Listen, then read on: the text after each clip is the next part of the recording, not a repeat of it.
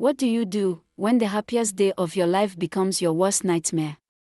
Kamsi had everything planned: her dream wedding, the perfect man, a dress that turned heads, and a future full of love. But on the morning of her wedding day, instead of waking up to soft music and joyful preparations, she opened her eyes to a stranger. A man she had never seen before. Both of them half naked. In her bridal bed. In that moment, her world unraveled, layer by layer, with questions that refused to be answered, and betrayals she never saw coming. Because the people she trusted the most were the very ones she should have feared. This isn't just a story about a wedding gone wrong. It's a story about secrets, about shame, and the long road back to truth and healing. You're watching Savannah Storytime, where every story holds more than meets the eye. So if you're here for storytelling that stirs your soul and keeps you guessing, take a moment to subscribe, tap that notification bell, and stay with us till the very end. Because what happened to Kamsi could happen to anyone. Now, let's begin.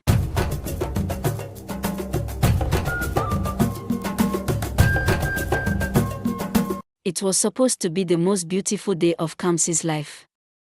A day that had been planned down to the tiniest detail. The wedding venue, a luxurious 5-star resort in Enugu, was already buzzing with guests, some of whom had flown in from the UK, the US, and even distant corners of Canada. Her bridal gown, custom-made in Cape Town and carefully flown in weeks earlier, now hung gracefully in the dressing room like a glowing promise waiting to be fulfilled. Every flower, every thread, every smile was ready for the perfect wedding. But what Kamsi woke up to was not the joy of a big day. Instead, it was a pounding headache, a dry mouth, and a heavy fog clouding her thoughts. Her memory was blank. As she slowly turned in bed, lying beside her was a man she had never seen before. Half naked. Asleep. Breathing gently. A stranger. Her heart thundered in her chest as she scrambled away from him. Her eyes searched the room, no phone. No recollection. No clues. In a panic, she grabbed the man's arm and shook him. "Who are you? What happened? Why am I here?" He groaned, barely conscious, and mumbled something about how wild the nights had been.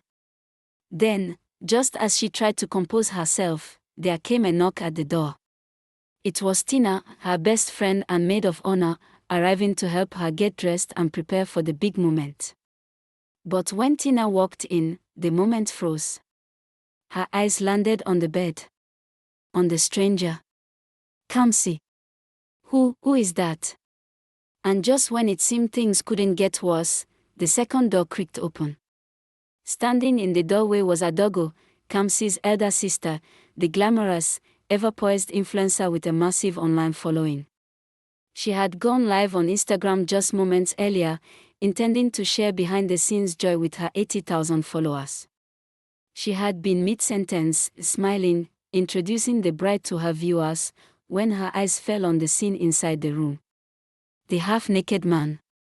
The ruined bedsheets. Tina's stunned expression. And Kamsi, frozen in humiliation. Adogo's smile vanished.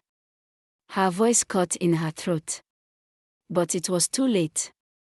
The live stream had already captured everything. Thousands of followers had seen it in real time. Screenshots were already in circulation.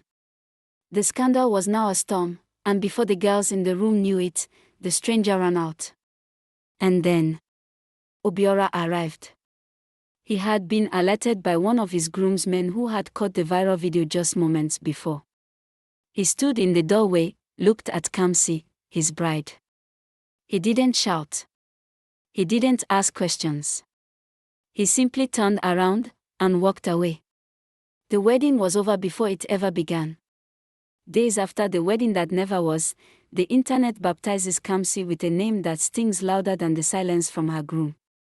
The runaway bride who ran into another man's bed. Memes flood Twitter. Facebook aunties repost blurry screenshots. WhatsApp groups rename themselves Wedding Waller HQ. Everyone has something to say, except Kamsi herself. At home, the shame spreads like wildfire. Her mother, once proud and prayerful, now mutters that her daughter might be battling spiritual embarrassment spirits. She warns her not to eat outside, to stay away from mirrors, to fast for 7 days.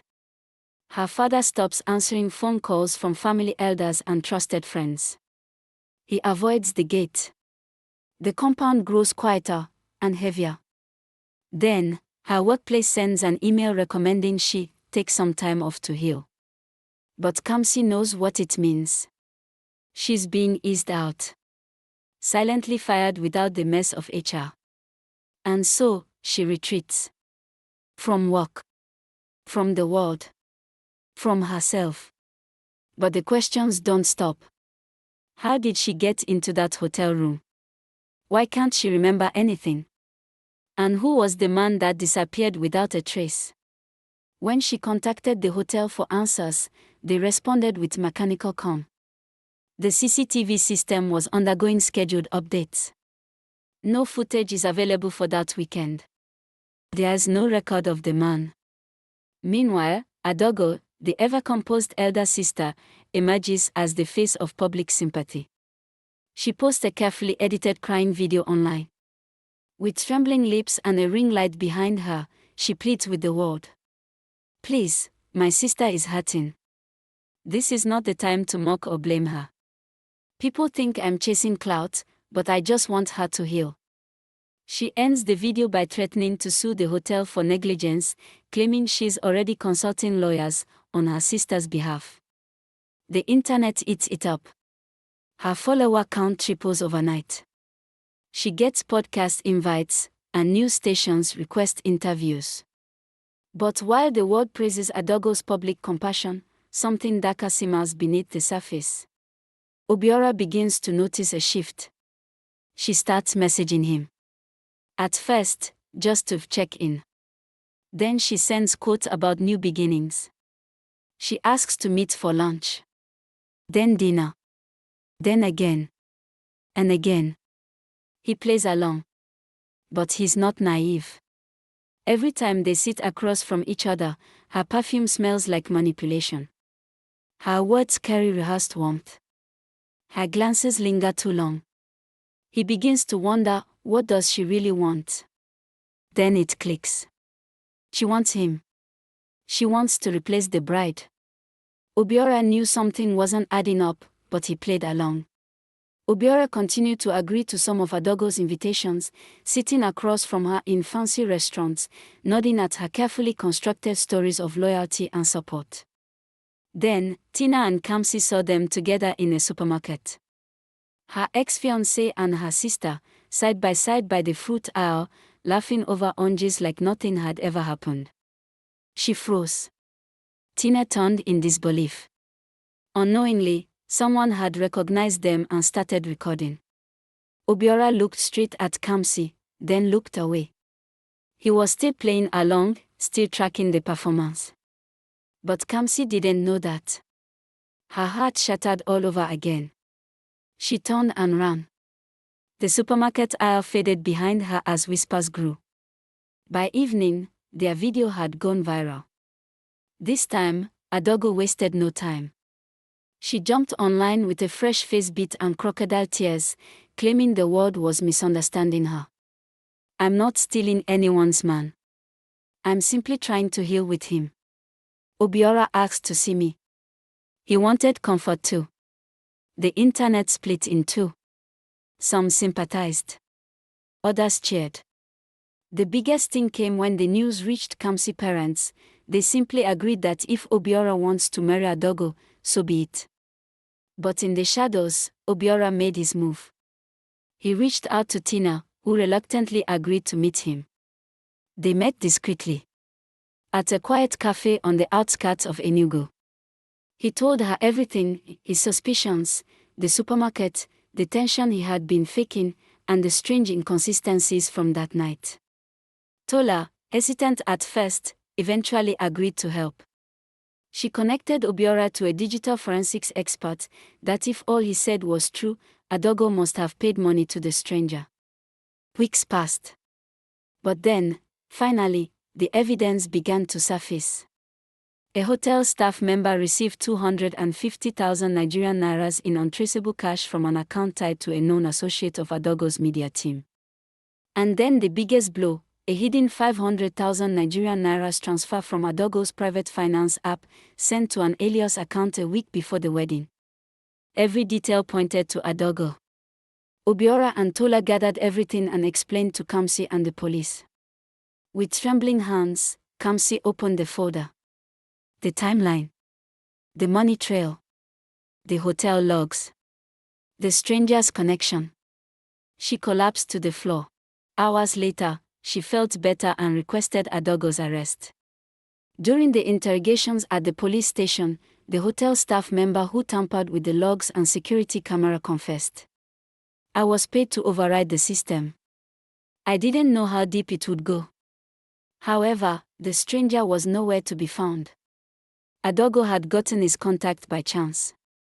At first, she denied everything. But when the evidences were presented, she confessed angrily. I was supposed to marry him first. He saw us both, and chose her.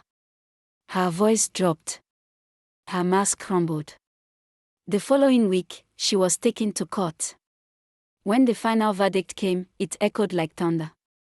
This court finds the defendant guilty of defamation, emotional abuse, and conspiracy to manipulate a crime scene. Adogo was sentenced to 2 years in prison. The hotel, under civil ruling, was ordered to pay a multi-million naira settlement for negligence and aiding cover-up. Justice was served. Months passed, and Obiora started reconnecting with Kamsi. And when Obiora asked, softly, if they could try again, she agreed to the proposal. They agreed, no fanfare this time. No lavish wedding. No headlines. Just a quiet court wedding. A clean beginning. But on the morning of the signing, just hours before they were to appear in court, Kamsi collapsed in her room. Nausea. Dizziness. Her body gave way before she could even reach for her purse. She was rushed to the hospital. Minutes turned to hours. Then the doctor returned. The news hit like a thunderclap. You're pregnant. Silence. Kamsi blinked. The room spun. How? She had followed every instruction. Taking the hospital-prescribed post-exposure medication within the required 72 hours. She had been cautious. Responsible. Certain. It shouldn't have been possible. When Obiora arrived at the hospital and heard the news, his voice cracked, sharp and angry. Pregnant. After everything. You still don't know who the father is, Kamsi. His words hit harder than the diagnosis. Kamsi called into herself. Again. Obiora turned and walked out. Not just from the hospital, but from her. He booked a flight. Told no one. He was done. Just as he left for the airport, his phone rang. It was the police. The stranger from that morning, whose name was Charles, had been arrested and was now in custody. Obiora rushed to the station. And when he saw Charles, he grabbed him. Slammed him against the wall. You ruined her life. You got my wife pregnant. You. But Charles, breathless from the impact, yelled back. Wait. No. I didn't touch her. Everyone in the room froze. Charles, through swollen lips and bruised ribs, confessed. She was already unconscious when I got there. I was also drunk. I just laid beside her. That's all. I lied. I never touched her. I just said I did to compensate for the money I was paid. The room went silent. For Obiora, everything shifted in an instant. He was the father. Regret. Shame. Relief. All at once. And in that rush of emotion, he remembered Kamsi, still in the hospital. Still believing she had been abandoned again. He drove like a man possessed. When he arrived, Kamsi was standing on the hospital balcony, 3 floors up. Dazed. Swaying. She was already lost in thought. Obiora didn't wait. He ran.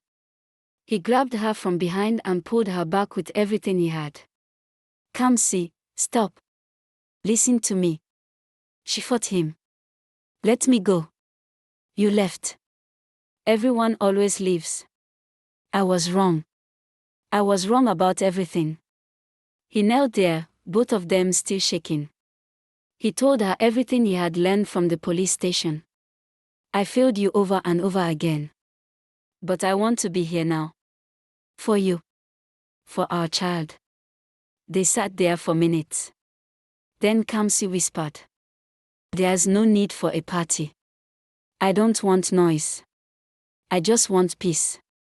Obiora checked the time. There were still 40 minutes left before their court appointment closed for the day. They left the hospital quietly, signed the marriage registry in silence, and held hands like they hadn't in months. That same week, without telling a soul, they flew to Dubai. A lifetime to begin again. And the promise of a new chapter, this time on their own terms. And so, that's how a single morning unraveled a woman's future. Not because she failed to protect herself, but because someone close, someone she loved, chose envy over love. Kamsi's story isn't just about a ruined wedding. It's about how shame can be weaponized. How the internet crucifies before it understands. And how sometimes, family is the first betrayal. But beyond all that, it's a story about survival. And a reminder to all of us. When the worst day comes, would we crumble or rise above it? If this story moved you, made you think, or kept you hooked till the very last second, make sure to subscribe, give us a like, and tap the notification bell so you never miss a moment of Savannah Storytime. Because these stories are closer to real life than you think. See you in the next one.